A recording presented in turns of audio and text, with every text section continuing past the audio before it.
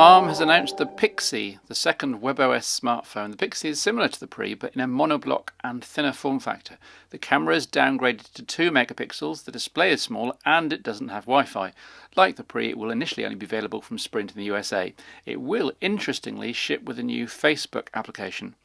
HTC has given its latest smartphone a name it can live up to, Tattoo, because people who buy it will be invited to design their own personal skin for the phone.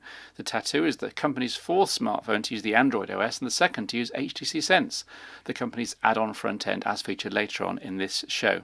The Tattoo 3G has a 2.8-inch resistive touchscreen, 3 megapixel camera, digital compass, FM radio, Wi-Fi, 3.5mm audio jack and micro SD expansion. Sony Ericsson has formally announced the much-rumoured Xperia X2, the follow-up to the disappointing X1.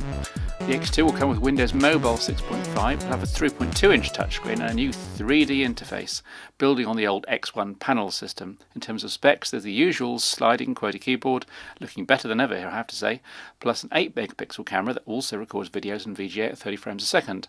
TV out, Wi-Fi, GPS and micro SD. Impressive stuff, though Clever Money has this as the very last Windows Mobile device Sony Ericsson will release. LG has announced its first Android smartphone, the GW620, yet another device with full touchscreen and sliding QWERTY. The display is smallish at 3 inches though, and with the normal Android resolution of 320 by 480. Plus the usual Wi-Fi, GPS, 3.5mm jack and 5 megapixel camera.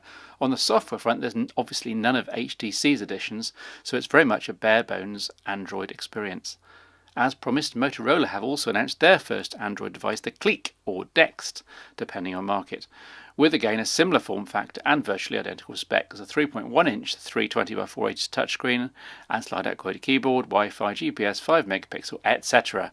More innovatively, a new, quote, Moto Blur system syncs contacts, messages, feeds, photos and more from Facebook, Twitter, Yahoo, Gmail, email, Last.fm and more, putting all of this information apparently together on the Clique's home screen. Nokia N97 owners have been walking something of a RAM and flash memory tightrope since the device's introduction, though see a big feature of mine here on All About Symbian for some tips on keeping up to speed on the device. However, the version 20 upgrade is nearly upon us, it seems, as evidenced by this video walkthrough. More flash memory free, more RAM free, kinetic scrolling and all this, new widgets, better handling of album art and music player and more.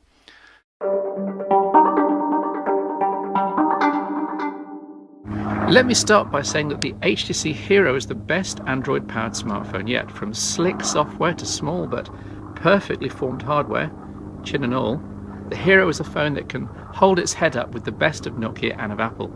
However, just because it's the best Android phone doesn't make it something you'd necessarily want to give up your N97 or iPhone for. At only 14mm thick for much of its length, the Hero is surprisingly thin, especially once you consider the battery is 1350 mAh, enough to power it comfortably through a day's heavy use. This is the white Teflon version, by the way, designed to stop fingerprints, the bane of the modern age.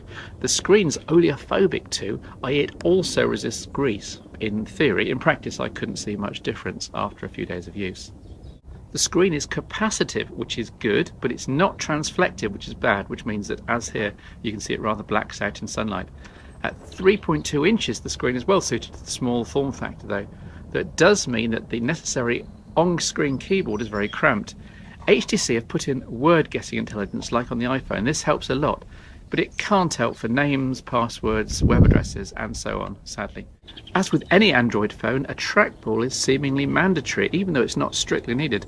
At least HTC also use it as a camera shutter button, of which more later. I must stop touching those volume buttons. Menu, back and search buttons all enhance the touchscreen, though the positioning of the back key here is infuriatingly cramped to a right-hander like me. But what an interface, if you like fiddling, that is. Get this, in Sense UI you've got half a dozen scenes, home, business, social and so on, each of which has half a dozen home screens, each of which can have various widgets, shortcuts and displays added. Go with the defaults and it's easy to be up and running. But get hooked by the fiddling bug and you could waste hours getting the perfect combination of scenes, home screens and widgets. Phew, it's getting warm out here now. Changing scene modes on the Hero takes several screen taps and 6 or 7 seconds, so it's best, to be honest, to just set up your favourite home screens and widgets and leave it be, to be honest. As with the Nokia N97, also with the potential to be widget hungry, you can pile on the internet connected widgets, but you'll soon discover exactly the same trade-off with RAM and performance as in the N97. Keep your home screens lean and mean, and your Hero will go faster. Under the hood, the Hero is essentially the same as the Magic, reviewed recently, with a 528 MHz processor and 288 MB of RAM, which should be enough. Apparently there's a Hero update waiting in the wings to optimise things further. Sadly, such an update will have to be applied by a PC and will wipe your data and settings, since there's no over-the-air update going on here in the Hero. The raw applications are much as on the Magic, with the basic PIM apps, though no file manager, a photo and video viewer, a slowish WebKit-based browser, plus the Google suite of Mail, Maps, Talk and YouTube. Interestingly, there's also a Peep Twitter client which works quite well, and a Footprints photo geotagging wizard. Oh yes, and Quick Office's first cut at Office viewers for Android. All a bit patchy if you ask me, but it's very early days. There's also Tita, a marble game to show off the accelerometer. The same sensor does also rotate the core Android applications, here's Google Maps, but sadly not the HTC written ones, and this has a direct impact on usability, since you usually have to make do with the portrait QWERTY keyboard and not a larger landscape one. On to media next. Your smartphone these days is often also your camera, your camcorder and general source of entertainment. There's a 5 megapixel sensor here, but no shutter button. Instead, you press in the trackball and wait.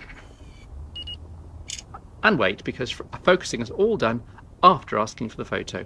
So a 2 or 3 second delay, and that means your subjects may have moved or disappeared altogether. It's not ideal anyway. Photos are a little washed out, but better than on most HTC hardware.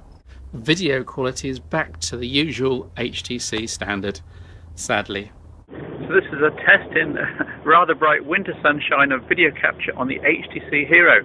352 by 288 pixels by between 10 and 15 frames a second. Quality isn't brilliant, audio quality isn't brilliant, and frame rate isn't brilliant, but it's video. Video playback is quite good for MP4 files, though I had a few issues with WMV videos, and Flash videos were unwatchable via the Flash implementation here in the browser. And as a UK resident, I was disappointed to see that the Hero isn't iPlayer compatible. Music playback is via a welcome 3.5mm jack at last, HTC, and is okay, though there's no EQ to play with as there is on most Nokia phones. There's only a mono speaker on the back, but it's quite loud and great for listening to MP3 podcasts. Actually getting these music and podcasts onto the Hero is tricky, in that you have to fiddle around with one or more PC-side media managers. Emphasising the social side of the Hero, when setting the device up, you'll ask for your Twitter, Flickr and Facebook login details, in addition to your Google ID. It's a lot of data, but HTC's had a good stab at integrating each of these as needed. So for example, your contacts' Facebook statuses are shown in the People application. But it's a little half-hearted overall. For example, there's no actual Facebook application or widget here. Again, look for the promised update to tighten things to the same standard as Palm's WebOS. Sense UI and Android aren't as elegant as the iPhone OS. The reliance on menu and back buttons drag it down to the levels of normal mortal user interfaces, which is fair enough. These are smartphones, and more functionality usually means more complexity.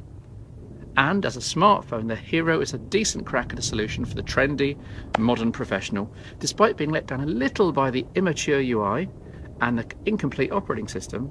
The Hero is the best Android phone available so far. The best is, as they say, no doubt, yet to come.